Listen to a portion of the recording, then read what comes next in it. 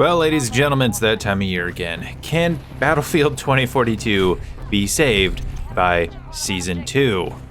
We're going to get into that one today, so without further ado, remember, if you do enjoy today's video, don't forget to leave it a nice, thick, and juicy like. As always, of course, if you enjoy this kind of content, and more like it, be sure to hit that big red sexy subscribe button right underneath the video. Also, got to thank my channel members. You guys help make these videos possible.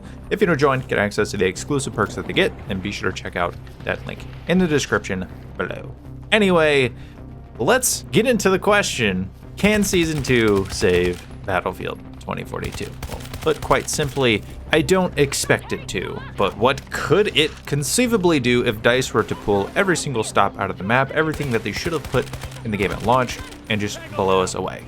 Could they do it? What would they need to do to actually do that? Well, let's talk about that right now. First of all, I think there's a couple of basic changes. Number one, add back the legacy features. Can't believe that they're even referred to as that.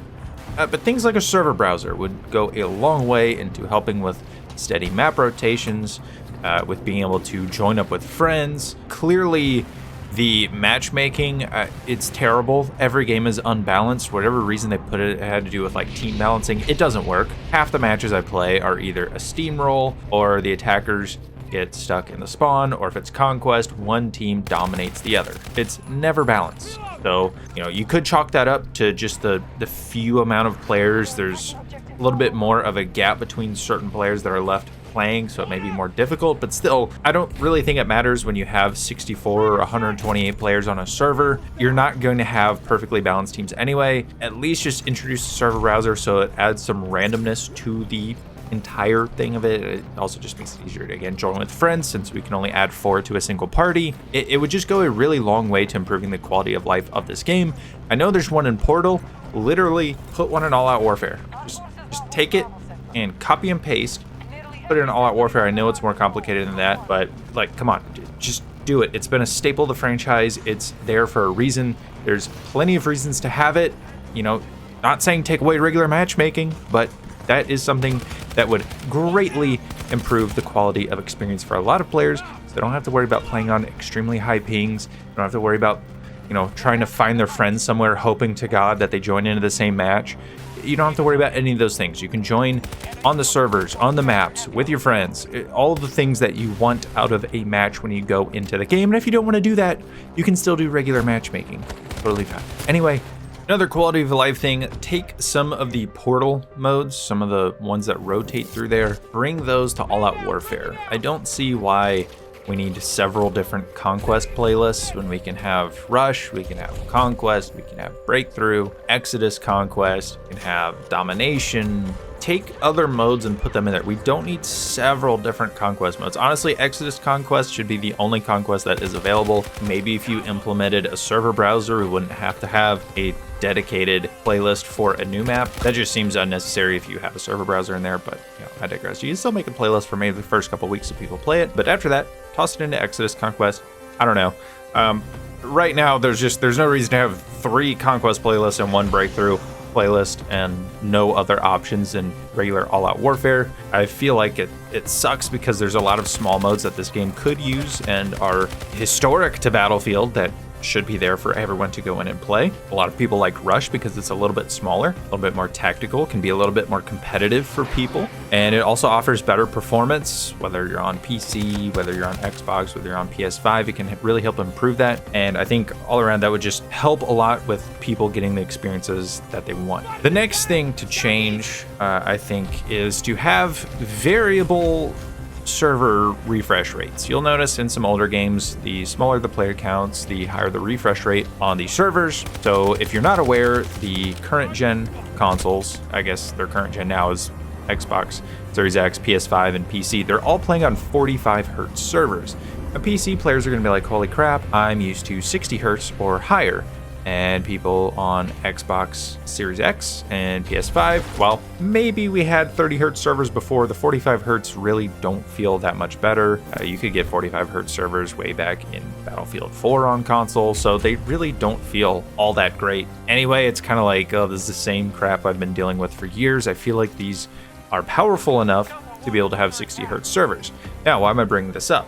Well, with 128 players, you can't really do the 60 hertz servers. That is a problem. That is one of the many reasons we should just forget the 128 players, except for specialized modes. You know, I'm not gonna lie, it is fun to jump into some of those chaotic matches from time to time, but if I'm looking from a regular experience I want to go in and have fun with, it just presents so many issues from the servers. From, if you listen to the recent dev talk, they had issues with the amount of assets you can have on a map because of how large they had to be for 128 players. I think if you get rid of the 128 players, you can have various server refresh rates so that you can have much more consistent experiences playing the game. Oh, and by the way, if you're on Xbox One or PS4, you're at a 20 hertz server. Want to put that in perspective? Battlefield 1 has 30 hertz servers. Battlefield 3 has 10 hertz servers. Yeah, have fun with that. But overall, again, you can have various refresh rate servers. Previous games did it. I want to say Battlefield 1, if I remember looking at the server browser, if you're playing one of the bigger modes, it was 30 hertz, but if you went down to Rush, or if you went down to like Frontlines or something like that, I want to say those were 45 hertz servers. Battlefield 1, much as I love that game, it's still infamous for dying around corners, which I'm sure many of you are experiencing almost all the time in 2042. It's just one of those things. I get it, it happens. But I feel like in 2022, with this new technology, with these new consoles, having those issues should not be as prevalent as it is with this new up-to-date technology, especially when other games are not having nearly the amount of issues that Battlefield has been having. Lastly, and probably the most important thing for Battlefield 2042 to knock out of the park, is content.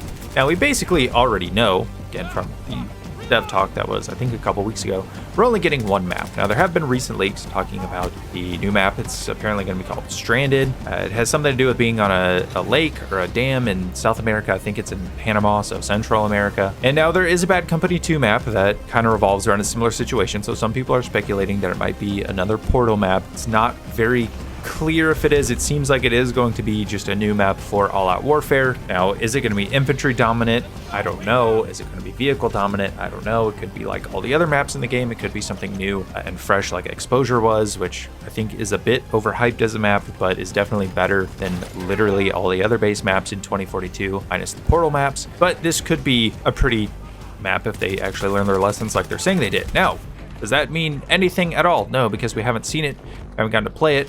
And honestly, it's just rumors, even though Temporyal rumors are, well, if you've heard of Temporyal, you know how often he is at least on or near the money on these kinds of things, because he does the data mining. Now, the sad part in all this is that that is only one map, which means if it sucks, yikes.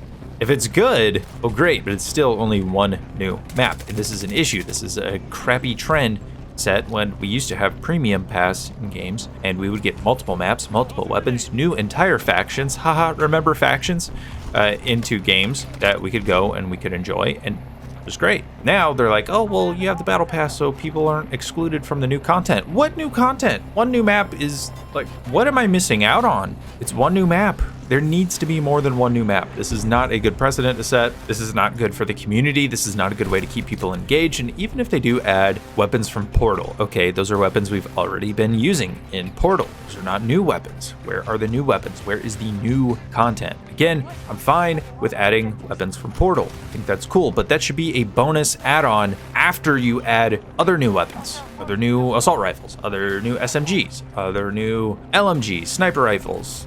Add new primary weapons for us to use. Add new secondaries. We have literally 3 secondary weapons in the game. 3. There was 3 unlockable secondary. No, there was 4 unlockable secondaries in Battlefield 1 for each class to go and unlock after they had already progressed through that class's ranking system.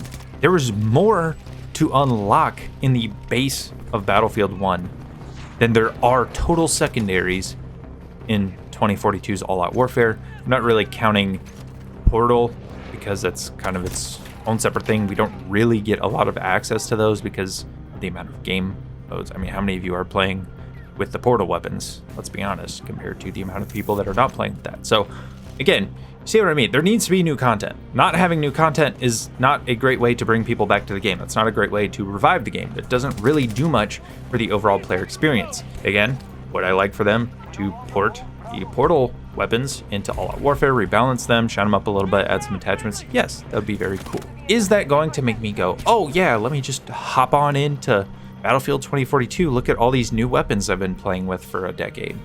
No, it's not. It's not going to get me all that excited. So, anyway, let me know down below.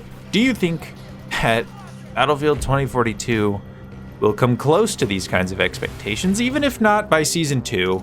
Let me know if they will ever come close to these sorts of expectations with this specific title. And let me know what you think about Modern Warfare 2. So anyway, thank you guys so much for watching. I'll see you guys in the next video.